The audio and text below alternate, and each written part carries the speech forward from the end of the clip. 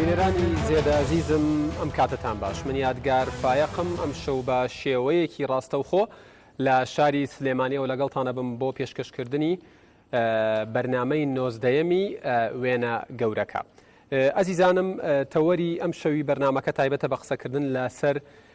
بودجەی 2017 عێراق ئەو بودجەیە کە لە ڕۆژانی لە چەند ڕۆژی ڕابردوو پەسەند کرا. ئێمە ئەم شەوەمانەوێ بزانین پشکی هەرێمی کوردستان، پشکی هاوڵاتیانی هەرێمی کوردستان، پشکی هێزی پێشمەرگەی کوردستان لەم بودجەیە چییە و ئەمانەوێ بزانین ئەم بودجەیە تا چەندە دەستکەوتی بۆ کورتایە و چەندیش مزایەدەی پێوە کراوە یاخود بەناوەوە کراوە. کۆمەڵێک پرسیار هەیە ئێمە ئەم شەوەمانەوێت لەگەڵ میوانەکانم مناقەشەیان بکەین و وەڵامیان بۆ وەربگرینەوە. ئەمانەوێ بزانین بودجەی 2017 عێراق چی بۆ کورتایە، ئەم بودجەیە چی بۆ موچەخۆران و فەرمانبەرانی هەرێمی کوردستانتیایە. ڕایەکەیە پێی وایە کە هەموو کێشەکانی فەرمانبەران و موچەخۆرانی هەرێمی کوردستان چارەسەرەکە، لە بەرامبەرە ڕایەکەی ئەڵێ موچەخۆران دابەش دەکات بۆ دووبەرە، چونکە نیوەیان پارەیان بۆ حسابەکرێت و موچەیان بۆ دێت و نیوەیان پشتگوێ خراون. ئەمە تا چەندە ڕاستە ئەم شەو وەڵامی بۆ وەرەگرینەوە. خاڵێکی دیکەی گرنگ کە بۆ بەرگریکارانی سنوورەکانی هەرێمی کوردستان، بەرگریکارانی یەک بە یەکی وڵاتیانی هەرێمی کوردستان کە هێزی پێشمەرگەی کوردستانە گرنگە ئەوەیە چی بۆ پێشمەرگە کراوە. ئەمیش دیسان دوو ڕەئی لەسەرەیە. ڕایەکەی ئەڵێت هێزی پێشمەرگەی کوردستان هەموو مستحقات و هەموو مافەکانی لەو بودجەیە جێگە کراوەتەوە و مافی خۆی وەرەگرێت، و ڕایەکی شەیە ئەڵێت تەنها بژمارەیەکی کەم جێگە کراوەتەوە. ئێمە ئەمانەوێ ئەم شەو بزانین ڕاستی لایکێ سەبارەت بە یاسا یاخود سەبارەت بەو بودجەیە کە پەسەند کراوە، بودجەی 2017 عێراق، و کێ بە ناوی ئەم بودجەیەوە مزایەداکە. ئەزیزانم ئەم شەو چوار میوانی ئەزیز و بەڕێز لێرە حزوریان هەیە، سێ میوانیان لە ستۆدیۆ و میوانێکیان لە شاری کەرکووکی ئەزیزە. ئەوانەی لە ستۆدیۆ لەگەڵمانن لێرە حزوریان هەیە. هەرێک لە بەڕێزان دکتۆر عادل نووری پەرلەمانتاری سەربەخۆ لە پەرلەمانی عێراق بەخێراتنتانەکەم سەرچاومان، دکتۆرە ئاشواق جاف پەرلەمانتاری پارتی دیموکراتی کوردستان لە پەرلەمانی عێراق، ئێوەش بەخێربێن سەرچاوان، هەروەها دکتۆر کاوە قەرەداغی مامۆستای زانکۆ و پسپۆر لە بواری کارگێڕی و ئابووری، ئێوەش بەخێربێن سەرچاومان، عەزیێتان کێشاوە. هەروەها بەخێراتنی کاکە ڕێبوارتەها پەرلەمانتاری یەکێتی نیشتیمانی کوردستان کە ئەم شەو لە کەرکووکەوە لەگەڵمانە بێ، ئێوەش بەخێربێن بەخێراتنی تەواوی ئەو میوانە ئەزیزانە شەکەم. سوپاس کە ئەم شەو لێرە حزوورتانەیە. بەر لەوەی بچمە لای کاک ڕێبوار، سوپاس بۆ هۆتێل هایکرێس کە ئەم شەویش وەکو هەمیشە هاوکاری کوردستان 24 بوو بۆی ئەم بەرنامەیە بە شێوەیەکی ڕاستەوخۆ پەخش بکەین. کاک ڕێبوار، بۆ پرسیاری سەرەتا و دەستپێک دێمە لای جەنابتان. ناچمەوە سەر ئەو گفتوگۆیانەی سەبارەت بە بودجە لە خوێندنەوەکانی ناو پەرلەمانە کرا. ئەمەوێ بزانم دوایین مادەکان، دوایین بڕگەکان کە پەسەند کرا و ناوی لێنرا بودجەی 2017 عێراق چی بۆ هاوڵاتیانی هەرێمی کوردستان، کاڵێم هاوڵاتیانی هەرێمی کوردستان واتە هاوڵاتیانی تەواوی ئەو ناوچانەش کە ئەوترێت ناوچە دابڕێنراوەکان یاخود ناوچەکانی دەرەوەی ئیدارەی هەرێم، چی بۆ کورتایە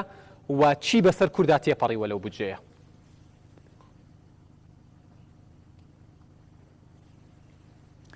سڵاو ڕێزم بۆ جەنابێت کاک یادگار، بۆ میوانەوە ڕێزەکان یەکە بە یەکەیان، بۆ بینەرانی ئەم کەناڵە. بە حەقیقەت بودجەی ساڵی 2017 واتە قانونی موازنەی ئیتیحادی بۆ ساڵی 2017 بۆ ساڵێکی داهاتوومانە کە 2017ەیە، بژێوی ژیانی تاک بە تاکی هاوڵاتیانی و هاونیشتیمانیانی عێراق و کوردستانیش. ئەمە لەلایەکەوە ئێمە وەکو فراکسیۆنە کوردستانیەکان کارمان و هەوڵدانمان لە پێناو جێگرکردنی شایستە دارایەکان، چی بۆ وەکو بودجەی گشتی هەرێمی کوردستان بێت، چی وەکو موچە و ڕەواتب بێت و شایستەی مستحقاتی هێزی پێشمەرگەی کوردستان لە تەخسیسی مالی و واتە لە پارە و لە تەجهیز و لە تەسلیح و لە ڕەواتب. بۆ یەکەم جار لە قانونی موازنەی عێراقی ئێمە توانیمان کەلیمەی واتە وشەی ڕەواتب بێنینە ناو قانونی موازنەی عێراقیەوە، تەنها باس لە بودجە نەکەین کە لە فەقەرەی 3 ئەو لە ڕێکەوتنەکەیە هاتووە. ئەمە یەک. دوو التیزامکردنی حکومەتی هەرێمی کوردستان بە پێدانی موچەخۆران و فەرمانبەرانی خۆی لە هەرێمی کوردستان پێش ئەوەی هیچ هەنگاوێ بنێت لە سەرفکردنی ئەو بودجەی کە لەلایەن بەغاوە ئەنێرێت واتە ئەولەویەت بدرێ بە موچەخۆران بە فەرمانبەران پاشان هەنگاوی تر بنێت. لە هەمووی گرنگتر مەسلەی پێشمەرگە کە لە مادەی 9 فەقرەی 5 ئێمە بۆ یەکەمین جار لە عێراقا توانیمان بە هاوکاری فراکسیۆنەکانی دیکە لەناو پەرلەمانی عێراقی مەبەستم فراکسیۆنە کوردستانەکان کە گۆڕانکاری تەواو لەو بڕگەیە بنین. دیارە هەندێک ئەڵێن وایە 100,000 پێشمەرگەمان جێگر کردایە، هەندێک دەڵێن دەبایە لە 170 بۆ بودجە و تەخسیسی پێشمەرگە بواە. ئێمە کارێکمان کرد جیاواز لەو بۆچوونانەی پێشتر نە 100,000ەکە و نە 170. ئێمە لە ناو نەستێکمان هێناوتە ناو ئەو بڕگەیەوە بیما یەضمن ڕەواتب قوات پێشمەرگە کە ئەمە بۆ یەکەمین جارە لەو بڕگەیە لەو مادەیە باس لە ڕاتبی هێزی پێشمەرگی کوردستانی تێ بکەین واتە کەلیمەی ڕاتب لەناو قانونەکە بێنینە ئاراوە و زەمانەتشی پێ بدەین. ئەم بیما یەضمونە لەسەر چیە؟ لەسەر حکومەتی اتحادیە کە زەمانی بکات. چۆن وفق جەداول بەپی ئەو جەدوەلانە ئەو جەدوەلانە شیدا جەدوەلی ڕەواتب هێزی وزارەتی پێشمەرگی کوردستان دەیدا بەشە دەیدا بە وزارەتی دیفاع بە تەنسیق لە نێوان هەردوو لایەن بە تەنسیق لە نێوان وزارەتی پێشمەرگە و قیادەت قوات المسلحە. ئێمە ئەم کارەمان کردووە کە ئەمە بۆتە ئەوەی بەڕاستی هەنگاوێکی باش بۆ کردومانە ئەمێنێتەوە سەر ڕووە دیبلۆماسی و تەفاوزەکەی هەردوو حکومەتی هەرێم و حکومەتی اتحادی کە هەردوو ئەو وەزارەتە کە معنین بۆ بە ڕاتبی پێشمەرگە دانیشتین خۆیان بکەن چونکە ڕاتبی پێشمەرگە و مستحقاتی پێشمەرگە دوورە لە اتفاقیە سیاسیەکان. بەڵێ سەبارەت بە موچەخۆران بۆ من دەمەوێت لەم کەناڵەوە باسی بکەم. ئێمە لە 550,000 بەرمیل نەوتەکە کە پێشتر حکومەتی هەرێمی کوردستان پێشی 2 ساڵەمەوبەر لەلایەن لەگەڵ حکومەتی اتحادی تەوافقیان لەسەری کردووە ڕێکەوتنیان لەسەری کردووە. ئێمە نە بەرمیلێکمان زیاد کردووە و نە بەرمیلێکمان کەم کردووە. لە هەمان کاتە ئێمە بیرە نەوتەکانی هەرێمی کوردستانمان ڕادستی حکومەتی اتحادی نەکردووە. ئێمە تەنها تەسویق و تەصدیرە، یعنی ئەمە چاواشەکردنێک هەیە بۆ ڕای گشتی کوردستان کە بەرمیل و یان نەوتی کوردستان ڕادستی بەغدا کراوە. ئێمە نەوتمان ڕادستی بەغدا نەکردووە. ئێمە عقدێکمان لەگەڵا کردوون بۆ ساڵێکمان لە پێناو بژێوی ژیان و هاوڵاتیان و هاونیشتمانیانی کوردستان و دابینکردنی موچە. چیمان کردو 250,000 بەرمیل نەوتەکەی هەرێمی کوردستان وەکو خۆی ماوەتەوە، 300,000 بەرمیل نەوتی کەرکووک وەکو خۆی ماوەتەوە و بەرگەی سێمان زیاد کردووە التیزامی حکومەت ڕەواتبمان هێناوتە ناو قانونەکەەوە واتە ئێمە کارمان لەم قانونی ئێستا بۆ ڕەواتبی فەرمانبەرانی هەرێمی کوردستان موچەخۆرانی هەرێمی کوردستان. بەڵێ ئەم تەسویق و تەزیرەی کە جەنابەت باسیەکەی ئەم 550,000 بەرمیلە 250 هەرێم و 300 کەرکووک جگەلەوە هەر بڕا نەوتێکی زیادە هەبێ حکوومەتی هەرێم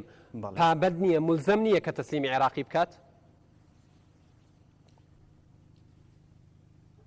جگە لە 550,000ەکە هیچ نەوتێکی دیکە حکومەتی هەرێمی کوردستان پابەند نابێ بە تەسلیمکردنی جگە لە 550,000ەکە. واتە حکومەتی هەرێمی کوردستان 250,000 خۆی و 300,000 بەرمیل نەوتی کەرکووک لەوە زیاتر هیچی تر لە قانونەکە نەنووسراوە، نە زیادمان کردووە نە کەممان کردووە. بۆیە حکومەتی هەرێمی کوردستان دەتوانێت پێداویستەکانی دیکە یان ئەو نەقسەی کە لە ڕەواتب و لە موچەخۆران و فەرمانبەران دروست دەبێت لە هەرێمی کوردستان پڕی کاتەوە بۆ بڕەنەوتەی کە ئەمێنێتەوە لە ژێر دەستی لە هەرێمی کوردستان و هەناردەی دەرەوی بۆ وەزعیکەوە خوان ئێستا دەیکەن. ئێمە ئەم کارەمان کردووە بۆچی کردومان لە پێناو ئەوەی بتوانین بۆ ماوەی ساڵێک بژێوی ژیانی هاونیشتیمانیان و هاوڵاتیانی کوردستان بە تایبەتی موچەخۆران باشکەین چونکو تەسیری لە بازار کردووە و وەزعی کوردستان زۆر خراپە. هەمومان لەگەڵ وەبەرهێنانی نەوتین، بەڵام لەگەڵ وەبەرهێنانی نەوتین بە شێوازێکی شەفاف. هەمومان لەگەڵ ئابووری سربەخۆین، بەڵام ئابووریەکی سربەخۆ لەسەر حسابی هاونیشتیمانیان تێکچوونی گوزەرانی خەڵکی کوردستان نەبێت. بەڵێ سوپاس دەکەم. دکتۆرە شواق بێمە لای جەنابتان سەبارەت بە قسەکانی کاک ڕێبوار وە بەگشتی قسە لەسەرەوە ئەکرێت. یعنی هەستەکەی یەکێتی گۆڕان کۆمەڵ دواتر یەکگرتو و ئەوەی ناوی نراوە چوارزایدیەک کە دکتۆر عادل نووریە هەستەکرێ متتەفق بوون لەسەر پەسەندکردنی ئەو بودجەیە. پارتی دیموکراتی کوردستان بە دیاریکراوی کە من تەمەنامە کردێستە وەکو هاوڵاتیەک نەگوەکو ئیعلامیەک بڵێم تەواوی فراکسیۆنە کوردیەکان یەک کەس نوێنەریان بۆ وایە لێرە و لایەنی عەرەبم بێنایە بۆ بەرنامەکە مناقەشەمان بکردای، بەڵام بەداخەو مناقەشەکە ئێستا لە نێوان لایەنە کوردیەکانە. ئێوە وەکو پارتی دیموکراتی کوردستان بە دیاریکراوی ئەو خاڵانە ئەو نقاتانە چی بوون کە تێبینیتان لەسەری هەبوو و وایل کرد کە لەگەڵ ئەو لایەن ئەو چوار لایەنەی دیکە نەبن. بەڵێ زۆر سپاس بۆ جەنابەت. سەڵاو لە هێزی پێشمەرگە، سەڵاو لە دایکی شەهیدان، بەخێرهاتینی میوانە بەڕێزەکان دەکەم. هیوادارم کاتێکیشی باش بمێتی وەکو بە دەردی جەنابەت وتە 4+1 کەواتە ئێمە ئەو وانە کە دەبێت ڕوونکردنەکە کاک عادلنوریە ئێوە پێنجەم فراکسیۆن. بەڵێ هەرچەندش من ئەتراف بەوە ناکەم، حەزم کرد کە ئێمە نوێنەری یەک میلەتین، نوێنەری یەک هێزین کە بەرگری لە خاک و شەرەفی کوردستان دەکەن کە دەبوایە ئێمە ئەو میلملانێکی کوردستانە بۆیە نەمان بردایە بەغدا و ئەوها بە خۆمان بکەین کە ئێستا عارب خۆی پێی سێرە کوردوای لێ هاچووە. من سەرەتا دەڵێم دوو خاڵی سەرەتا ئینجا داخلی یەک بە یەک ڕستەکان دەبم. یەک خەڵکی کوردستان، فەرمەنبەری کوردستان، پێشمەرگەی کوردستان بۆتە قوربانی میلملانەی هێزە سیاسیەکانی ناو هەرێمی کوردستان. چونکە ئەم کێشایە براوە بەغدا و بەداخەوە ئەوەی کە نەیتوانی لێرە گفتوگۆ بکات، چوەوەی زەربە على ئەساس لە پارتی بدات، بەڵام نەیزانی ئەوە زەربە لە میلەتە، زەربە لە پێشمەرگەیە. دووش ئێمە ناگەنێ نەتیجەیە کە کامنمان ڕاستە، چونکە ئێمە من بە بەڵگە و بە دۆکیومنت بە ڕقم ئیستە پێت ئەڵێم کە ئەم بەرگەیە خزمەت بە پێشمەرگە ناکات. ئەگەر ئەو پێشنیارشی پارتیش بوایە هەمان ڕئیم هەبێت. چونکە من لە بیرتانیێت پار یەکەم پەرلەمانتار بووم بە حکمی ئەوەی ئێنێ کۆنین لایەن لە خولی رابرردوو کە ئەو برگەیەم بینی یەکسەر وتم ئەمە خزمەت بە هێزی پێشمەرگە ناکات. ئەگەر ئەم ساڵش پارتیش لەگەڵ ئەو بەندە بووە هەر ڕخنم لە پارتیش دەکرد، چونکە ئەم بەندە خزمەت بە پێشمەرگە ناکات. چۆن؟ ئیستە پێڵم چوان، بەڵام بۆ ئەوەی کە ئێمە بگەینە حەلێک من داوا دەکەم لە جەنابەت وەلەکەی 24 وە لە ڕوودا و لە KNN و لە NRT میوانداری پەرلەمانتارەکان مەکەن، میوانداری خەبیرێکی نێودەوڵەتی بێلایەن بێت بۆ ئەی پێمان بڵێ چی بەرگەرێ ئەم بەرگەی چی سوودی هەیە بۆ هێزی پێشمەرگە لە بەرامبەر حەشدی شعبی و جێشی عێراقی، بۆ ئەی پێمان بڵێت ئەمە چۆن مژدەیەکی تایە بۆ فەرمانبەرەکان. تکاتان لێ دەکەم ئەم میوانداری ئەو خەبیرە نێودەوڵەتیەکان بکەن. بۆچی ئەڵێم نێودەوڵەتی؟ بێلایەنن کاکە ئێستا هەر کەسێکیەت شەرحی دەکات بۆت ئەڵێن ئەمە دژی ملەتە، دژی فەرمانبەرە، دژی پێشمەرگەی، چونکە قسەی ڕاست دەکات. بۆیە من دەڵێم خەبیرێکی نێودەوڵەتی بۆ ئەوی بزانێت ئەم مژدەیە لەکوێیە کاکە. من هیچ مژدێکی لێ نابینم، بەڵام لەوانەیە باشە بەستن بەچی تۆ هیچ مژدەیەکی تیان ئەڵێم کاکە ئەڵێ تخصص نسبة من تخصيصات القوات البرية الاتحادية. أما خطك سوري لجيدانا تخصيصات القوات البرية الاتحادية كواتا هذه زميني عراقي أما قورتين هلايا ككرد تياكوت لصالي رابردو أم صالة بو بينري رون كرو دكتورة من استروني كما برقم شروني بينري سنازاني برقم روني همو هوادارم همو بينريك ورقم قلميك لقم من حاضر كات بزاني أو مش دايلك تخصيصات القوات البرية باشا قواتي البرية تشانيكا 150,000 باشا قواتي وشكاني هزي وشكاني هزي زميني عراقي 150,000 چۆ وەکو کوردێک ئەگەر ماگزیمان بێت لایانی زۆر ئەگەر هیوات بە عێراقێکی باش پابەندی دەستور ئەو پەری 70% ئەداتێ 70%ەکە 25,000 پێشمەرگاکە. ئێستا زەربی دەکەم بۆت پەلەم لێ مەکە، چونکە من ئەوامە ڕقم حەسام کردە بۆی رەخنە لەو بەندەم کردووە. دووش چۆ ئەوان دەڵێن کوردش 70% نییە، کورد 12.6 کەواتە ئەگەر ماگزیمەمش بێت 70% بحاساوەکەن.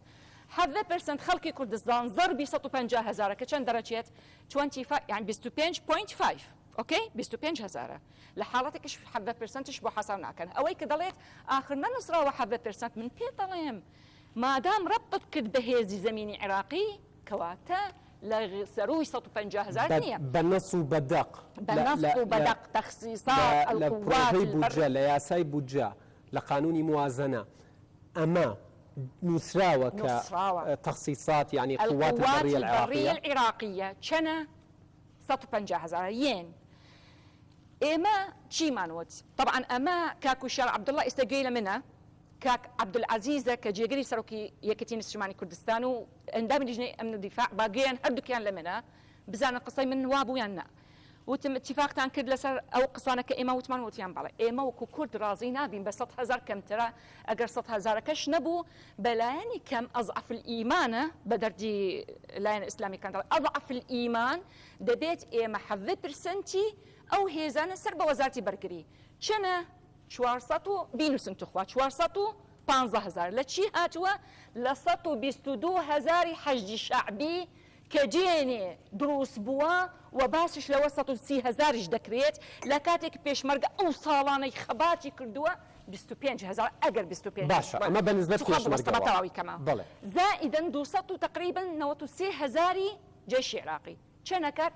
تقریبا 415 10% ئەوە بڵێن عێراق زۆر پابەندی دەستور بۆ 10% دابێم چەنەکات 7.5 کەواتە 7,000 وتمان ئۆکەی 100,000کەش نەبێت بە 7,000ەکە یا 25.5ەکە جێکراوەتەوە لە ئەگەر بەغداش ئەو پەری پابەندی دەستور بێت لە غەیری 25,000کە 0.5 ناداتێ بۆ چونکە خۆت ڕبتت کرد بە هێزی زمینی عێراقی ئێستا تەواو یەکەم چخوا دواترش ئەوان رەخنە لە خولی رابردوو خولی طبعا دواتر ئەم بەندە تەسلیح و تەجهیزتیانی بابی خوێنمەوە دەڵێت باعتبارها جزء من المنظومة الأمنية العراقية بما يضمن رواتب للبيشمركة شي إنجازك تو وشي رواتب تو أو رواتب أو لسته بتنسيقها هر ل 150,000 نابێت لەوە زیاتر بێت کە تەخصیصاتەکە تحدید کراوە ئێمە لە ساڵی رابردوو کە من اعتراضم کرد و شانازی بەو دەکەم کە یەکەم کەس بووم وتم ئەمە خزمەت بە پێشمەرگە ناکات خۆ ئەو کاتە حکومەتی هەرێمیش بوو بەڵام هەم ڕخنم لێگرتن وتم ئەمە خزمەت بە پێشمەرگە ناکات وەزیری بەرگری کە کورد نییە عەرەبە وتی کاکە من کەم بوجە بۆیت بە ناوی بوجەی وەزارەتی بەرگری بۆمیێت نایەت بە ناوی بوجەی هێزی زەمینی و هێزی ئاسمانی و هێزی بەحری بڕۆن خۆتان فریای خۆتان بکەون یان ئەوە تا ژمارەیەک دانن یان ئەوە نەنا تەواوی کەم توخوا کاک عەبدوڵڵا بۆ ئەوی بزانی کاک وشار عەبدوڵڵا و کاک عەبدولعەزیز کە کۆبوونەوەیەکیان تاوا کرد و نوسخەکەش خەریک بوو پرنت بکات وتم تەواو متفقین وتیان ئەگەر پێشمەرگە بە یەکێک لەو پیشنیارە لەگەڵ شاخەوان عەبدوڵڵاش بوو وتیان هەمومان کورد دەرەچین چونکە ئەمە غەدر لێ پێشمەرگە دەکرێت خێرە کە ئەم نەستە دانراوە کەس هەمویان قبوڵیان کرد ئاخر تۆ کفرە کاکە هێزی حەجی شعبی دوێنێ يعني تشكيل كان 122,000 وباسش ل 130,000 بەڵام من بە مینیمام حسابی کەم خێرە پێشمەرگە تۆ ڕازیەکەی بە 25,000 بەبێ تەسلیح و تەجهیز لە ئێمە لە خولی رابردوو بەس ئەو خاڵە کە ئەمانوەت حکومەتی عێراقی پابەندی ڕەواتب و تەسلیح و تەجهیز ئی پێشمەرگە بە تەنسیق لە نێوانی قائیدی عامی قووەتی مسلحە عێراقی و هەرێمی کوردستان باسی هێزی بەڕیمان نەکرد هێزی زەمینیمان نەکرد چونکە ئەگەر حەسڕیکەیت لە 150,000کە دەرناچیت سپاس دەکەم من دواتر دێمە وڵات بۆی بزانم ئەی چی بۆ موچە خۆران ئایا ئەو بڕگەیەشەوە هەر ناڕازی بوون لەسەری دکتۆر عادل مناقەشەکە خۆی بودجێ بەگشتی بەڵامەوەتانێ خاڵە گرنگەکان مافی موچە خۆرانی هەرێمی کوردستانە بە دیاریکراویش هێزی پێشمەرگەی کوردستان ئەم دوو خاڵە گرنگە کە ئێمە ئەم شەو بتوانین بگەین بە ئەنجامێک لەسەری کاک ڕێبوارەڵێ شتێکی باشمان بۆ پێشمەرگە کردووە من بە کورتی قسەکانەکەم جەنابەت گوێت لێ بوو دکتۆرە ئەشواقەڵێت هێزی پێشمەرگەی کوردستان و وڵاتیانی کوردستانمان کرد بە قوربانی ململانێ سیاسیەکان و هەندێک ڕوونکردنەوەی لەسەردا قسەی جەنابەت لەسەر ئەم ڕوونکردنەوانە و بەگشتی سپاس بۆ جەنابەت سڵاو لە هێزە خاک پارێز و نیشتمان پارێزەکان بۆ گیانی پاکی شەیدان خانەوادەی شەیدانی سەربەرز بۆ بینەرانی خۆشەویست ئەم گەنجە جوانانە جەنابەت ئاگاداری ینی من شانازیە عادل نووری کە ئەڵێن 3+1 یا 4 زائیدیەک ینی بە تاقوتەنە بتوانم ڕۆڵێک بێنم خزمەتی نیشتمانەکە بکەم بەدەر لە هەر معادلەیە و بەدەر لە هەر مەسەجێ وەرە ژوورەوە وەرە دەرەوە مقاتعە بکە مشارەکە بکە ئەوە سەربەرزێ بۆ من کە خاوەنی خۆم خاوەنی ڕێی ئازا و ئازادی خۆمم و من ئینشاءالله هەر لەبەر ئەوەی کەوام کردووە ڕاستەکان وکو خۆی بڵێم دوور لە مزایدات یەکەم زۆر سێرە بەلامەوە کەسانێک دەستیان نەبوو بێت لە مفاوەزات و دانوستان لە ناو قاعەکان نەبن لە ناو ئەو حیسیات و ڕاکە و ململانی و حربی ئاعساب و یەخەی ئەم بگرە و بەرۆکی ئەو بگرە و خۆت و ڕەبکە و یاری بەوشە بکە و ئەلفاظ بگۆڕە و یعنی ململانی و فەریقێکی تەفاوز تیمێکی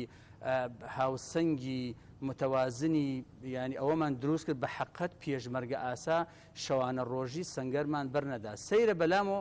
کەسانی لە میدیاوە ئەم شتانیان بیستووە دێن طعن ئەدەن یان نازم حساسیەتە چییە و زۆر جار بەنامەتەوازن تەخوین ئەکرێن نسا لە دکتۆر ئەشواق باسی کوفرەکە ینی تەکفیر کراین تەخوین کراین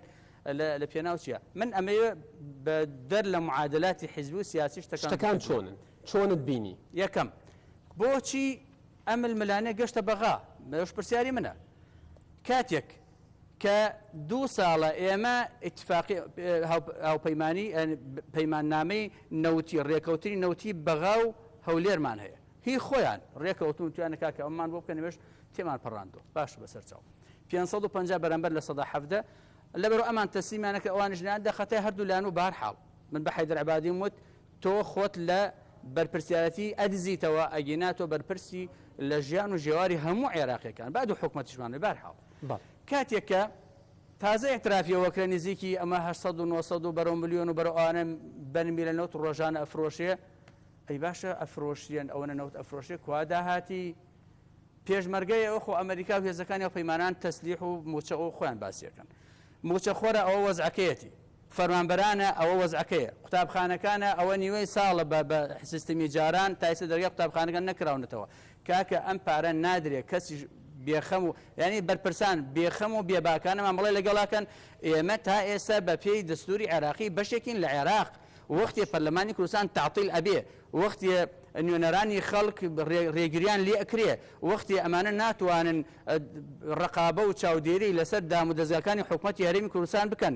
وەختی نازانی داهاتە غێرەنەوتیەکان بە مەلاین و بە دەیەها و سەدەها ملیۆن دۆلاری خاڵ و بازگە گومرگیەکان و ئەوانی کە دێتە ناو کوردستان جگەل لە نەوت و لە غاز و لە ئەمانە و ئەمجا باج و خەراج و داهاتەکانی ناوخۆی کوردستان کەس نازانێت بۆ گیرفانێکی ئەچێ ناچێتە ناو دام و دەستگا دارایەکانی حکومی و حکومەتی کوردستان ئێمە یەک دەرفەتمان ماوەتەوە بەغاکەیە بەپێی دەستوری عێراقی ئێمە لە بەغاین کە جەنابی کاک مەسعود دوای 1000 ئەوەنە ڕۆژ ئەو ڕۆژە ڕۆشتە بەغدا کاک نیچوان بەرزانانی ڕۆشتە بەغا ئەوەی کە مزایدە ئەکاڵە نەخێر ئێمە بەغا و نازە کاکە خۆتان نەچنە بەغدا دەستوری عێراقی ئێمەی بەستۆتەوە بە بەغاوە تا ئێستا ئێمە ئەو نازە شەمانەی حربی داعشە من خەمی ئەوە مەکەسبێنێ داعش نەمێنێ ئێمە ئەو نازانێ دەوڵەتێشمان نەمێنێ ئەمە دێمە سەر خاڵەکە ئەم ململانەکردنی بودجەکە وەکو موژدە بڵاو کرایەوە ئەو موژدەیە چییە کە ئەمێ جنابەت لەوێ حزورت بووە لە دانوستانەکانە حزورت هەبووە یعنی ئایا فعلەن ئەو بودجەیە ئەکرێ وەکو مژدەیە هەر کەسێت تەشکیک بەمە بکە یا ئەوێ چاواشەکاری بکە لەگەڵ ڕێزمە هەر کەس بێ ململانەکان خۆیان هەن قوتی خەڵکە بڕاوە کاکە خۆمە قسە و دەموباسی سیاسی نییە ئەم ململانە سیاسیانە قوتی خەڵکی بڕیوە ئەمە باسی ئایدیا نییە تا مەقالەیەک و من لەسەر تۆ سیمیناریە بگرم و تۆ کەمپینە بگرێت تۆ چیە بکەیت خەڵک ژیان و ژێواری نەماوە ئێمە ناچارین لە دەرگای بەغا ئێمە نوێنەری خەڵکی من نوێنەری خەڵکی سلێمانی لە دەرگای بەغا دەستوری عێراقی دەرگاتان بۆ کرایە و چیتان بۆ ئێمە ساڵی جاری ئەم دەرفەت و فرسەتەمانەیە خۆشبەختانە لە مانگین و ئەم فکرە دروست بوو کۆمەڵی پرۆژە دروست بوو من خاڵێک بوورژێن ئەم پرۆژەی کە بوو هەر کەس پرۆژەیەکی بوو ئەمەی کە خستمان ناو یاساکەەوە پرۆژەی کەس نییە ئەمە لە ئەنجامی تێکەڵکردنی ئەو پرۆژانەی خەڵەتێکی تر دەرچوو و سیاغێکی تر دەرچوو واتە پرۆژەکەی گۆڕان و کۆمەڵ و یەکێتی نییە گۆڕان پرۆژەیەکی بوو یەکێتی دانێکی هەبوو کۆمەڵ هەیبوو من فکرە و پرۆژەیەکم هەبوو هی کەسمان نییە ئەم سیاغە هی هەمومانە بە یەگرتوشە کاتە ناوکایەکەوە ئەم سیاغە هەیە کەس مزایدەی بەسەر نەکە هەمومان دەستمان خۆش بە هی هەمومان و بۆ هەمومان کردووە ئەوەیشی کەلوێ نەبوو ئێمە نوێنەراتیمان کردووە ئەمە خاڵیەک خاڵی دوو ئەوەی کە ئەڵێ مەسلەی پێشمەرگە ئەوشتانەکە کە من لەدە هەموو دانیستانەکانە بووم ئێمە کە باس کرا ئەو پرۆژەی بەڕاستی کۆمەڵ بوو 100,000ەکە 100,000 پێشمەرگە ئێمە رازی بووین حکوومەتی هەرێمی کوردستانیش رازی بوو ئێمە تەنها ژمارەی 100,000 پێشمەرگە بخەینە مادە دەستورێکەوە بەبێ ڕات بەبێ ئەوەی پارەکەیان بۆ زیادکەن بەستەنا ویستمان لە ڕاستی ئەوە تۆماری کەین بۆ ئەوی وەکو چۆن 170 لە 2023ەوە خۆ ئێمە چوت کە سوزانە 170 20 خۆی حسایەکمان نییە ویستمان بیکەین بە ژمارەیەک و دوایی وەکو بزمارەکەی مەلای مەشهور ساڵێکی تر بینای لەسەرکەینەوە طبعا ئەوان قبولەکە ژمارەمان قبوڵیە ویستمان بیکەین بە نسبە و ڕێژە کۆمەڵێ پلان ئەی پلان بی و گیرفانمان کۆمەڵێ پلانی تیا بوو ئەمە نە ئەوە نە ئەو هەر جارێک کارتێکمان فڕادا فەرقێکی تەفاوزی ئەنی حربی عەسابمان نەکرد دوای وتیان ڕێژەش قبول نییە وتمان ڕێژەی لە 170 چونکە ئەوەی ئێستا هەیە ئەشۆخان باسیکە لە 112 ئێمە وتمان لە 170 دوایی دەنگمان لەسەر ئەوەدا دوایی پەشیمان بوونەوە هاتن ئێمە چیمان کرد ڕێژەمان لابرد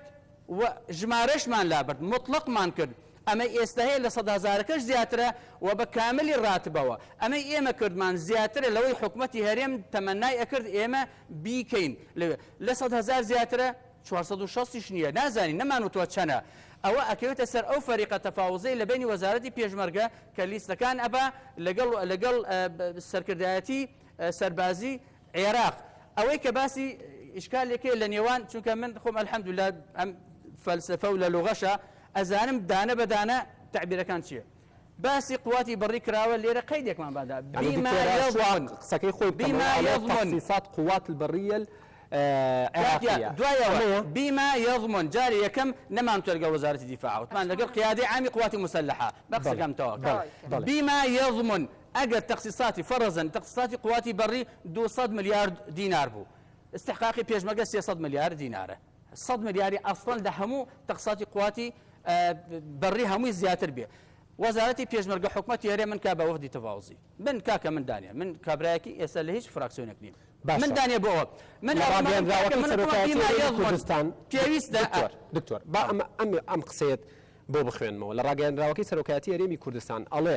پارلەمانتارانی کوردستان لە بەغدا لەگەڵ حکوومەتی هەرێم کۆ ببنەوە بە وردی دیراسەی ئەم بابەتە بکەن و ئەگەر یاسای بودجە و بڕگە پەسەندکراوەکان لە خزمەتی هەرێمی کوردستاندا بێت ببێتە هۆی داهاتی زیاتر ئەوە لەسەری ڕێک بکەون واگەر پێچەوانەکەشی بێ لەسەری ڕێک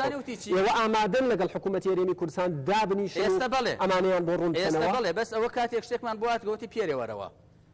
ئێمە تەسویتێکمان کردو ئەڵێ کاکە وەرنەوە بکشێنە بۆ لێر بابێ من تەسویتی دوای ئەوەی کەشتەکە ڕۆژ باشە دکتۆر بەڵام ئێستا من ئامادەین بڵێ من وا ئەزانم نەسەرۆکی ئامادەن بۆ حکوومەتی هەرێمی کوردستان ڕوونی بکەنەوە قەنەعەتیان پێ بکەن کە ئەوەی کراوە لە بەرژەوەندی وڵاتیان هەرێمی کوردستانە سیارەش نەکردا من ئەو تەرحەم هەبوو من ئامادەم لەگەڵ بەڕێز جەنابی کاک مەسعود دابنیشم وەکو کەسێک ناو دانووسە بە داخەوە تا ئێستا نەسەرۆکایەتی هەرێم نەسەرۆکایەتی ئەنجومەنی وەزیران کەسێک لەمانە ئێمەی نەبینیوە کە لە دانووسانەکان نبووین لە میدیاکانەوە گویان لە شت بووە لەبەرەوە تا ئێستا بەڵام پەرلەمانتارێک ئەڵێت پەسەندکردنی بودجەکە وەکە دەنگمان بۆدا لە زمانی ئەو کەسانەیە کە دەنگیان بۆ پەسەندکردنی بودجەداوەڵێ گۆڵێک بوو لە خۆمانمان کرد بە ئەو پەرلەمانتارە بێ بۆ دەنگی بۆدا بۆ دەنگی دا ئێمە ئەسڵ ئەگەر گۆڵ بێ من حەز ناکەم لە چونکە مفاوەزات سیاسەتە و مناوەراتە ئەگەر قرار بێ گۆڵێک کرا بێ والله یەکەم جارە گۆڵ لە شیعە کرێ و هەمووشیان دایان بە قاچی خۆیانە و زۆر سپاس بۆ سەلیم جبوریش کاوکاری ئەمەی کرد ئەو هەوڵ و کۆشەی کە کردمان ئەگەر قرار بێ گۆڵ کرا ئەمە یەک دوو تا ئێستا لە 2005ەوە شاندێکی تەفاوزی هەرێمی کوردستان دەستکەوتێکی وای نەکردووە بە تەحەداوە ئەڵێم من لە 2003 لە بەغدام ئەم دەستکەوتە کردومان دەستکەوتێکی گەورەیە کەس خۆی پێ هەڵ ناکێشێت چونکە واجبی سەرشانمانەی ئەو شەڕە شوڕوتەیە بەڵام من دڵنیام جێبەجێکرێت چوە قسەیەک لەسەرەوەی ئەوترێ یەک دینار نایەت بۆ هەرێمی کوردستان حکوومەتی عێراقی بێگومان ئەگەر من لیست نەبم ئەگەر وەزارەتی پێشمەرگە لیست نەدا نەفەرمانبەران لیستی نەفەرمانبەرانم ناتێ لیستی پێشمەرگەم ناتێ نەو تەسلیم نەکا پارەی چی بنێرێ بەڵام ئەو کات ئەگەر نەینارد ئەوە منم ئەبێ بێدەنگ نەبم بەڵێ ئێمە یەخەی محکەمەی اتحادیە بۆ جێبەجێکردن قاطعاً کرد بۆ ئەوی تەواوی کەم بۆ ئەوی خەڵک لێمان تێبدا آخر هەندێک شت باسی کرد دوورە لە ڕاستی دەبێت ڕاستی کەمەوە یەکەم شت ئەوە ئەگەر مەبەستت کە من نەبووم لە مفاوازات باش دەزانی کەس مزایدە لەسەر ئەشواق نەکات چونکە هیچ دانیشتنێک هیچ مناقەشەیەک ناکرێت بەبێ من ئەوە باش خۆت جەنابەت دەزانی و هەموو کوردستان بەس بەتەواوی کەم کاکە ئەگەر مزایدە لەسەر من دەکەیت زۆر گەورەتر ئەگەر ئەتەوێ مقاطعی بکەم یان شاراوە داناوە ئەو مۆزوع عادل من فێری مزایدە درۆ نەبوو من ڕاستیەکان دەڵێم وەکو خۆی من مناقەشەم کرد بەڕقەم پێم وتی و خەبیرێکی سەربازی با بێنێت ئیستا من بەڕقەم مناقەشەی تۆ کرد بەڵام تۆ بە ئەسلوبێکی حەکایەت و تەفسیر وەڵامی ئەوە وەڵام نییە کاکە بەس باتەواوی کەم مقاطعەم نەکردی ئەگەر بەو ئەسلوبە ئەڕۆیت یەک لەحظەم نایڵم قسەی خۆم بکەم من مقاطعەم نەکرد بۆ ئەوی قسەی خۆی بکات بەڵام منیش قسەی خۆم دەکەم ئەخەتمە وڵات قسەکانی خۆت آخر تەوازن نامێنێ لە بەرنامەکەیە باش سپاس دەکەم زۆر سپاس دەکەم دکتۆر کاوە جەنابتان کەسێکی ئەکادیمین لەم بوارەیە یعنی لە بواری بێگومان شارەزاییتان لە بواری نازانم داڕشتنی بودجە و چۆن بێت و چۆن نەبێت ڕەیەک هەیە ئەڵێت لەبەر ئەوەی لایەنەکانی هەرێمی کوردستان بە ئەجێندای حزبیەوە ئەڕۆن ڕەئی من نییە بۆیە ناتوانن ئەو خاڵانەی کە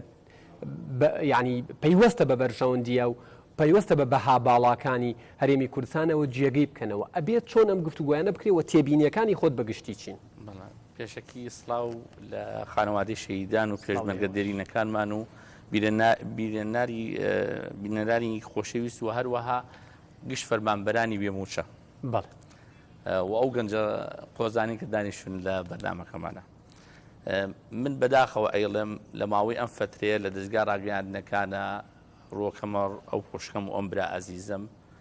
دائیمەن ئەم مناقەشە حادانە ئەبێت لە ڕوانگەی بودجە چییە ئەگەر بیناسین لە ڕووی ئاکادیمیە و بودجە پلانێکی ڕقەمیە بە ژمارە دانبێت هەچ شتێ بە ژمارە نەبوو بە درستە بوو هەڵێ بەداخەوە من عفو من نایزانم لە ناو پەرلەمانە چی ڕوویدا و چی ڕوونێداوە ئەڵێن حەسەی پێشمەرگە دانراوە و حەسەی فەرمانبەران دانراوە ئایا ئەندامانی پەرلەمانی عێراق سەر بە لایەنە کوردیەکان ژماری فەرمانبەران و موچەخۆرانی ژماری کۆی موچەی فەرمانبەرانی کوردستانتان لابوو ئایا ژماری موچەی پێشمەرگەتان لابوو ئایا ژماری پێداویستی تەسلیحی پێشمەرگەتان لابوو ئایا ژماری کەمیەتی بەنزینی پارەی بەنزین و باڵی سوتەمەنی کە پێویستمان پێێتی بوو ئەچیزەی پێشمەرگە لاتان بوو ئێمە کە بچین خۆمادانی لە تەقدیراتی ڕێژەیەکە لە ساحەڤەی قوواتی بەڕی بێ و لە سەدا 12 بێت و لە سەدا 12 نەبێ ئەم ڕستانی کە بۆمان دانیە حکومەتی عێراقی بە هەموو دام و دەستگاکانیەوە حتا بەوانەشی کە لە مواقعی قیادیان لە حکومەتی عێراقیە کە سەد بە کوردن بەداخەوە ئەتوانن چونکە فەنیاتێکی وای تیا هەیە لە نظامی محاسبی و نظامی اقتصادیە ئەتوانن گەرویان لەبەرنەوە بەداخەوە لە 2003 تاکو ئیستا هەموو کابینەکانی پەرلەمانی عێراق لایەنە کوردیەکان نەیانتوانی حەسەی مادی 140 جیاکەنەوە ئیستا حالیان فەرمانبەرانی کەرکووک ئەوەی کە سەر بە حکومەتی هەرێمە ئەوەی کە سەر بە حکومەتی عێراقیە کێشەیەکی کۆمەڵایەتی بە دروست کردین لەبەرەوە سەیرەکەیت ئەم ململانە سیاسی کە هەیە لە ناو دام و دەستگاکانی ڕاگەیاندنە کە ئەیبینین بەداخەوە یعنی من ڕێزم هەیە بۆ هەموو ئەندامانی پەرلەمان کە مواقعێکی بەزیان هەیە لە قیادی ئەم میلەتە و ئەم میلەت انتخابیان کردوون کەوتونەتە ململانەیەکی بێسنوورەوە چ زیانێکی ئەبێت بۆ ئەمە زیانێکی خۆی بودجە بۆچی دائەندێت کاک یادگاریان بودجە بۆ ئەوە دائەندێت یەکەمیان باری خۆشگوزەرانی هاوڵاتیان دروست کات ژینگەی ئابووری بەقووەت کات بەرنامەی سیاسی بەدی بێنێت ئەمە ئامانجەکەیەتی بەڵام بەداخەوە ئەوەی کە ئێمە بەدی ئەکەین لە ناو پەرلەمانەکانی خۆمان کە دەنگمان پیاون کە ئەچن ناو بەغاوە ئەو شەڕانگێزەی کە لە نێوانیانە هەیە کە ئەمڕۆ پێویستە کە هەموو یەک بن هەموو بەناوی کورد و کوردستان و قسە بکەن بەڵام هەرێکیان لە دژی لایەنەکەی کە بە ئەسلوبێکی معەنەوە قساکات کە لە سەرمان کەوتووە لە ناو پەرلەمانی عێراقیە و لە ناو خۆمانە و لەسەر هەستی مناڵێکی کورد کە ئەمڕۆ لە کوردستانە ئەژی یعنی ئەو فەرمانبەرانە کە ئێستا لە تەلەڤیزیۆنا سیرمانەکەن خواخوای قسەیەکی خۆشیانە خواخوای ئەوەیان نییە بگەڕینەوە بینەوە نقطەی سەفر من پرسیارێک لە ئەندامانی پەرلەمانەکەم هەموویان لە ساڵی 2003 تاکو ئیستا زمانی ئەوەتان کردووە لە ساحەڤەکەمان بۆ بێت ئەگەر بۆمان هاتووە حکومەتی هەرێمی کوردستان ئێوە توانیتانە مراقبەیان بکەن پیان بڵێن لەو نقطەیە غەڵەت بوون بۆی لە انتخاباتی داهاتووە بکرێتەوە لە سەریان ئایا چەند بوو پارەکانی کە بۆمان هات ئێمە بودجەی ئیستیسماریمان بەکار نهێنا بە هیچ جۆرێک ناوی بودجەی ئیستیسماری ناهێنی سە هەمووی لەسەر بودجەی تەژغیلیە و لەسەر قەزای موچەیە لەسەر موچە شتێکی سەرەکیە لامان فعلا وایە ئەبێ هاوڵاتی ئەو فەرمانبەرە دکتۆر بێ حکوومەتی هەرێمی کوردستان لەم لەحزەیە کە ئێستا ئەمری واقعە بودجە پەسەند کراوە و پێشم وانە لە بەرخاتری کوردانیشنەوە دیسانەوە گفتوگۆ بکەن لەسەر بەرگە و مادەکان و نەش بۆ شتیوا لە مێژوان نەبوو ئەبێ حکوومەتی هەرێمی کوردستان ئێستا چی بکات بۆ ئەوەی وەکو ئەوترێت بەنیوە زەرەر لە شتەکە بێتە دەرەوە ئێستا حکوومەتی هەرێمی کوردستان دەورێکی بە تایبەتی وەزارەتی دارایی و لیژنەی دارایی لە پەرلەمانی کوردستانە پێویستەکە بە ئەرقامی واقعی حەقیقی بیە بە پەرلەمانی عێراق و بیە بە حکوومەتی عێراقی و بیشی یا بە منەظەمە نێودەوڵەتیەکان بڵێ من هێزی پێشمەرگە 100,000 پێشمەرگێ 200,000 کۆی موچەکانیان ئەوڵێت چونکە کاک یادگار هێزی پێشمەرگە هەمویان عەقید و عەمید نین لیوامان هەیە هەتاکو جوندیەک هەتاکو پێشمەرگەیەکی یەخەت ئەمە موچەکانیان جیاوازە پارەی نەفرێ لە لیوایەکە بۆ لیوایی کە بەپی تەخەسوسەکەیان جیاوازە تەسلیحەکەیان جیاوازە کەوابوو پێویستەکان ئەمڕۆ حکومەت یعنی ئێستا تۆ پێت وایە بەو دەستەواژەی بەکارێنرێت ئێستا تۆپەکە لە ساحەی هەرێمی کوردستانە هەرێمی کوردستان هەنگاو بنێ ئێستا ئەگەر حکومەتی هەرێمی کوردستان کە نەیکردووە و ناشی کات ئەوە من لەم بەرنامەیە یاڵم و بەرپرسیاریشم سەقسەکەم نەیکردووە و ناشی کات ئەبێ پێویستەکە بە پێی پسپۆری بە ژمارە بە ڕقەمی واقعی حەقیقی بیان نەک من لە پێناوی ئەوەی بەرژەوەندی نەکردنی لە چیایە کە جەنابتان زۆر بە دڵنیایە وەڵێن نایکات بەشی زۆری ئەو عملیەتی بوجیانی کە دائەندێت لە پەرلەمانی عێراقیشا و لە پەرلەمانی کوردستانە دائەندێت لەلایەن کۆمەڵی کەسان و عەفو من ناتوانم تەقیمیان بکەم بەڵام من وا بڕوانگەی منە ڕوا پسپۆرنی لە دانانی بودجە چونکە هەنگاوی دانانی بودجە لەسەر هەموو ئاسەکان لە بودجی خێزانێک و تا بودجی دەوڵەتێک بە هەنگاوێکی معەنە ڕوا ئێمە بۆ هەنگاوانە ناڕوین لە هەنگاوەکانی بەپی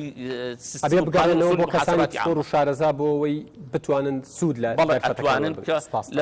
عەفو ببوورە لە باتی بچین ئەجنەبی بێنین لە مامۆسایانی زانکۆ و محاسبینی وازی لە کولی هاتوومان هەیە لە فەرمانبەرەکانی لەنداودام و دەستگاکانی حکومەتی هەرێمی کوردستان بێ ململانی سیاسی ئەتوان ئەو بودجێ بە واقعی و بە ڕێکوپێکی داخەن بیشیکەن بە مێژوو بە ڕقەم بینووسن هیوادارم بەرپرسانی حکومەتی هەرێمی کوردستان گویان لە جەنابیشت بێت سوپاستانەکەم تەنها ئەتوانم دوو پرسیار وەربگرم چونکە شتمان زۆر ماوە مناقەشەی بکەین و بۆی بتوانین بە ئەنجام لە بەرنامەکە بێنە دەرەوە نەک تەنها قسەکردن فەرموو قسە بکە. زۆر سپاس کاک یادگار بیست چرکەم بەرە بۆی دوو پرسیار بکەم. کاک عادل دکتۆر عادل نووری من لێ پرسم کو حسەی پێشمەرگە ژمارەی خەمڵێنراوی پێشمەرگە کووە وەکو جەنابی پرۆفیسۆر دکتۆر کاوە ئاماژەی بۆ کرد کە بودجەوە تا ئەرقام بەداتا قسە بکرێ من داواکاریەکم لە بەڕێز دکتۆر کاوە قەراقی هەیە کە بە 4-5 خاڵ بۆ خەڵکی ڕوون کاتەوە کە ئەم بودجەیە فێڵمان لێکراوە فێڵمان لێ نەکراوەکو پەرلەمانتار بەعزێ پەرلەمانتار ئەڵێن باش بووە خراپ بووە ینی ئەو وەکو ئەکادمی وەکو پسپۆڕێک وەکو پرۆفیسۆرێک لە بواری کارجێڕی و ئابوووریە بۆ خەڵکی کوردستانی ڕوون کاتەوە کە بێلایەنە و سەر بە هیچ لایەنێک نییە بۆ خەڵکی کوردستانی ڕوون کاتەوەکو ئەکادیمیە کە خەڵک لی تێبگا باشترە وەکو ئەوی لە پەرلەمانتار هەر کەسە و لە لای لایەنێکی خۆی قسەکانی بکە. بەخێراتنی و میوانە بە ڕێزانەکەم دەستخۆش لە جەنابەکەم بۆ بەرنامە جوانە پرسیارێکم بۆ کاک عادل هەیە بۆچی عێراق دێ داوای هاوکاری لە هەرێمی کوردستانەکە لە کاتێکە بە خاکێکی خۆی ئەزانێت بۆچی بەشە بودجەکەی نانێرێ ئەی تا ئیسا هیچ نوێنەرێکی کورد لە عێراق باسی ئەوەی کردووە 4 ساڵە لەیان ڕێکخراوێکی بە ناو ئیسلامی داعشەوە دەستی بەسەرا گیراوە باسی ئەوەی کردووە بۆچی عێراق بەشە بودجەی ئەنێرێت بۆ ئەوێ بۆچی نانێرە بۆ کوردستان کە لە کاتێکا کوردستان بە گیانی خۆی هاوکاری عێراقەکە یەک پرسیاری تریش کاک عادلیش لە قسەکانی داوتی وتی من خۆم بە نوێنەری خەڵکی سلێمانی زانم ئەی بۆ هەڵەبجە و کەرکووک و دووەک و هەولێر ئەوانش خەڵکی کوردستانی تۆش ئەو کاکەی بەقسەکانی بەڵێ زۆر سوپاس زۆر سپاس بۆ بەڕێستان من پرسیار لە دکتۆر ئەشواقەکەم باشە گەر ئەم پرۆژە هیچ سوودێکیتیانە بۆ هێزەکانی پێشمەرگە و بۆ موچەخۆران ئایا بۆچی ئەوە تاو کەسە هیچ پرۆژێکتان نەبوو بۆچی هیچ شتێکتان نەکردوەوە لە 2023ەوە نوێنەرمان هەیە لە بەغدا بۆچی تاوکو ئێستا هیچ مستحقاقێکی فەرمانبەران و پێشمەرگەتان دابین نەکردووە. بەڵێ سوپاس دەکەم بێگومان دێمە لاتان بۆ ئەوەی وەڵامی پرسیارەکانیان بنەوە بەڵام منە چمە لای کاک ڕێبوار تەها کاک ڕێبوار ئەمەوێ ئەوە بپرسم یعنی گفتوگۆکان سەبارەت بە بودجە لێرە کۆتایی نایەت و قسەی زۆری لەسەر کراوە و پەرلەمانتارەکان بەگشتی با من باسی پەرلەمانتاران یەکێتی نیشتیمانی کوردستان بکەم وەکو موژدەیەک باستان لە پەسەندکردنی بودجەی 2017 عێراق کرد ئەمەوێ یعنی ئەوە بزانم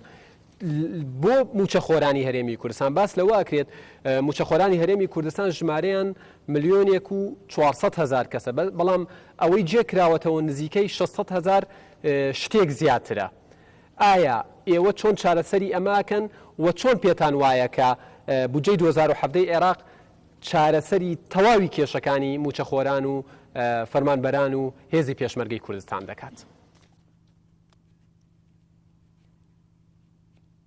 کاک یادگار ڕاستە ئەوکو مژدا ئەم هەواڵە بە هەموو خەڵکی کوردستان ئەدەین بەڵام لە ژیانمە بیستمە ڕازگۆ بووم بە ڕازگۆیی شێڵێم ئەمە چارەسەری هەموو کێشەکانیش ناکات چارەسەری یەکلاکەرەوەی قەیرانی دارایی بە نەتیجە بۆتە قەیرانی ئابووری لە کوردستانە ناکات. ئەمە هەنگاوێکە بەرەو باشکردنی ئەو دۆخەی ئێستەی خەڵکی کوردستان و موچەخۆران و فەرمانبەران تێکەوتون. ئەمە یەک دوو ئێمە کە کارمان کردووە بەرەو پرۆژەیەک ڕۆشتوینەکە بۆتە پرۆژەی 4 لایەنی کوردستانی لە پەرلەمانی عێراقی لەو پڕی مەسئولیەتەوە ئەو هەنگاوەمان ناوە. یعنی لە دژی هیچ لایەنێک نییە، لە دژی حکومەتیش نییە. بەڕێز قوبات تاڵەبانی جێگری سەرۆکی حکومەتی هەرێمی کوردستانە. ئێمە کۆمەڵی ڕێنماییمان لە مەکتەبەکەی خۆی و لە شخصی خۆی وەرگردووە. سەبارەت بە موچە بەستەنها موچەی فەرمانبەران نییە، چونکو ئێمە لە یەکێک لە فەقەرەکان جەدوەلی های ڕەواتبی موچەخۆرانی هەرێمی کوردستانی تێدایە، جەدوەلی ها ڕعایی ئیجتیماعی تایە وەکە سوکاری شەهیدشی تایە. ئەمە جگە لە فەرمانبەران ئێمە نامانوێت خەڵکی چاواشە بکەین. بەڵام لەگەڵ ئەوە شاڵێم مامۆست دکتۆرە ئاماژەی پێکرد خۆی قانونی موازنە خۆی معقەدە، هەمووی ئەرقامە و جانبی سیاسیش لە خۆی ئاگرێت. دەبێت هەنگاوی دوای ئەمە لەلایەن حکومەتی هەرێمی کوردستانەوە بێت و سەرجەم لایەنە سیاسیەکانی کوردستان و هەموو فراکسیۆنە کوردستانەکانیش پێکەوە هەنگاوی دوای ئەوە بنین بۆ باشکردنی پەیوەندەکان لە پێناو جێبەجێکردنی برگەکانی ناو ئەم بودجەیە. من حەز دەکەم هەندێک خاڵت بۆ بژمێرم کە بۆچی ئەوەی فراکسیۆنی یەکێتی نیشتیمانی کوردستان لە بەغدا کردی ڕای ڕەسمی یەکێتی نیشتیمانی کوردستانیشە وەکو حزب.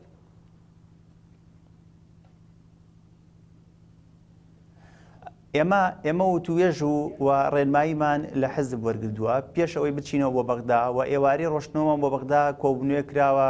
لەگەڵ دەستەی کارژێری بە سەرپەرشتی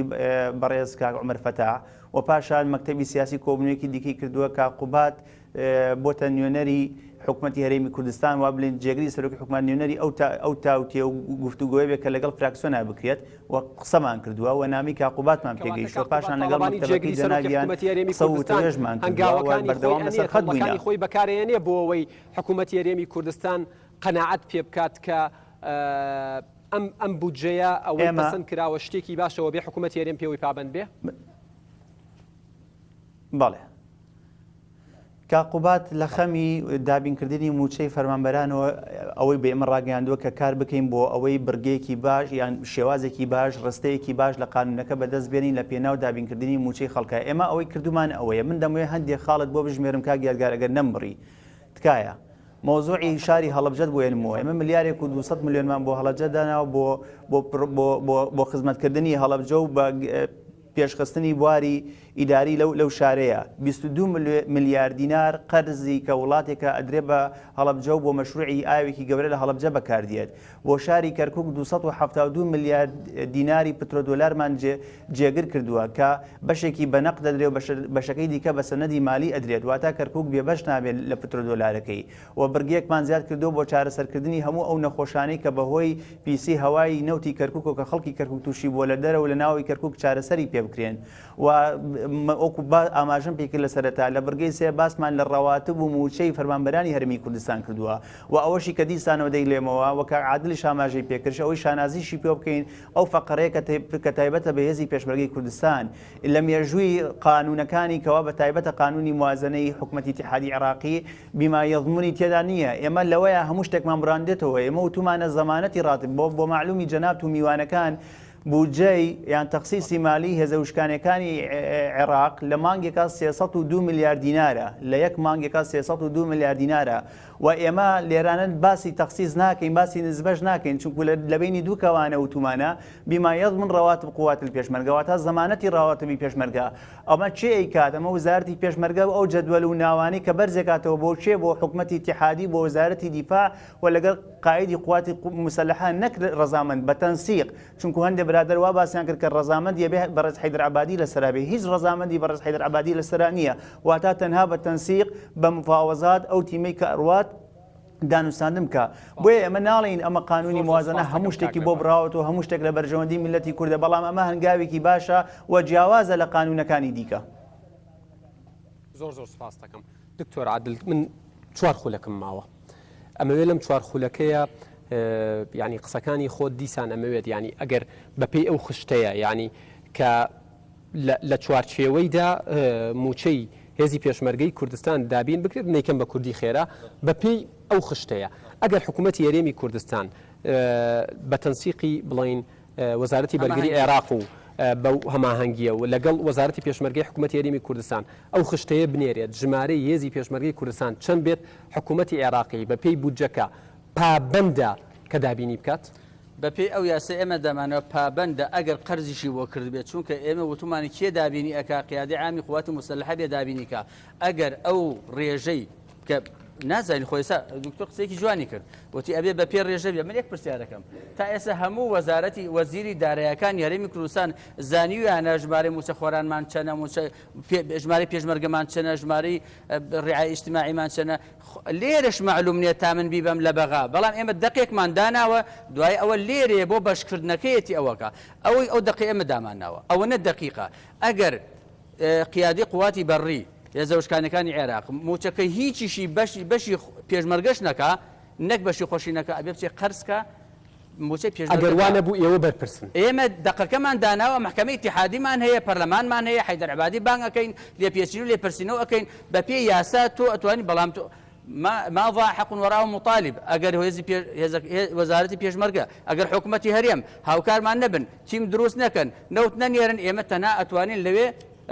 چی بکەین لێپێچینەوە یاسایی بکەین دووبارەیەکەمەوە ناکرێت ئێوە لە کەلێک بن و حکوومەتی هەرێمی کوردستانیش لە کەلێ من پێم وایە حکوومەتی هەرێمی کوردستان مەسەجەکەی بەڕێکی پێ نەگەشتووە تەزلیل هەیە چاواشەکاری هەیە بۆیە پێویستە لەگەڵ ئێمە کۆبوونێک بێ ئەو ئەو گەنجە جوانش باسی کرد و ژمارەی پێشمەرگە هێمە تا ئێستا لێرەش دیارنیە ژمارەی پێشمەرگە چەنە نەک پێشمەرگە موچەخۆرانیش نازانین چەنە و بازێکی خۆتانزان لە سەرۆکی هەرێمە تا ڕزۆرەکی حکوومەتە مێڵە بندیوارمان هەیە فەزاییمان هەیە بنکێلمان هەیە ئەومان هەیە مەسەلەی سلێمانیش خەڵکی سلێمانی بەبەستنەوە بۆ کاتی انتخابات کە دەنگدرا لە سلێمانی ئەم دەڤەرێکی پێوتە سلێمانی بەڵام ئێمە خۆ پەرلەمانتاری عێراقین ئەمە دیفاع و داکۆکی لە بەسڕەش ئەەکەین بەس ئەوە نەبوو ئێمە تەنها ناو شاری سلێمانی داکۆکیەکەن بەڵکو لە زۆر سپاس دەکەم دکتۆر شواق قسەکانت بکەیت ڕاتە بێ کات هاوکاری من نییە سێ خولەکەم دەبێت قسەکانی خۆم یەکەم شت من بەرامبەری میلەت بەرامبەری هێزی پێشمەرگەی کە بەرگری لە خاک و شەرەفی کوردستان دەکات دەڵێم ئەم بەرگەیە و داواش دەکەم دووبارە دەکەم لە خەبیرێکی سەربازی بێت ئەو نەسە تەفسیر کات بزانێت چی مژدەیتیایە ئەمە غەدرە لە هێزی پێشمەرگەکرا و غەدرەکەی ترش لەکوێیە لەو مادەیە کە دەڵێت عێراق لە دوو شەریکەی سینی ئەکڕێت تەسلیح سلاح بۆ حەجی شعبی جیهازی مکافحە وەزارەتی داخلی وەزارەتی بەرگری بەڵام حەسەی پێشمەرگەی تیانیە ئەمە غەدرێکی ترە با بزان مژدەکە بەرگەی ئیزافە کراوە لە کۆتاییە بەس باتاواوەکەم تخوا پابندیان ناکا کە لەو شتانە هەیەی پێشمەرگە بەشدار بێت تسليح وتجهيز تيانية من بياسا قسم كد وتم أجر بارتيش أو نصيدانوا هل رخنا من يدقد لا بارش هم رخنا من يدقد شو كتسليح وتجهيز تيانية يك دوش بستي بهذه زميني عراقي قوات البرية وكاك دكتور كاوش قصك جواني وت وبيري خستم هر أباركي مطاطية لاصقية لو بزانا كبهيت شويك بغدا مادي بيداني ما في تشي بكيت تشي بكين يا وياك لحظه اويك سوباس سليم جبوري دبيت رخنا لسليم جبوري ازاني بو اماده نبو دواي خط او برقيه بو اما وكو كود حتى همواري بكين خوي چن جلسيك يعني چن روجك جلسك دواي خص بو چونك سنه حصي خوي زامن نكد لحج شعبي دواي خص بلان بو كود نخير بلا بلايتي بو اوي لكولي خوي بكاتوا سيش وابزم عبد العزيز بارتينيه مؤتمر صحفي بس وتي ام برقيه هي سودي بو بيشمرغنيه وابزام سردار عبد الله شبارتينيه غورانا وتنا خير بتواوي كم تخو كاتمنا مع دكتور رواتب بو دكتور وقت ثاني كات هي سودي بو بيشمرغو بو ملتي كلش يعني ويقدي دارشنا وابزام سردار غورانا بارتينيه لهمي مهم ترى اگر حکومتی هرم نایوی شفاف بیت بو امضاء کات لەگەڵ یەکێک لە گەورەترین 5 کۆمپانیا لە جیهان بۆ ئەوی راپۆرتێک بنووسێت لە هەر دیرهمێک یەک بۆ کوردستان حکومەتی هەرێم لەگەڵ حکومەتی عێراقی شفافە بێت با تەواوی کەم کاک عادل مقاطعم نەکردی با تەواو کەم نا پێویست ناکات ئەوە استهزاءە ئەوە قابل قبول نییە لە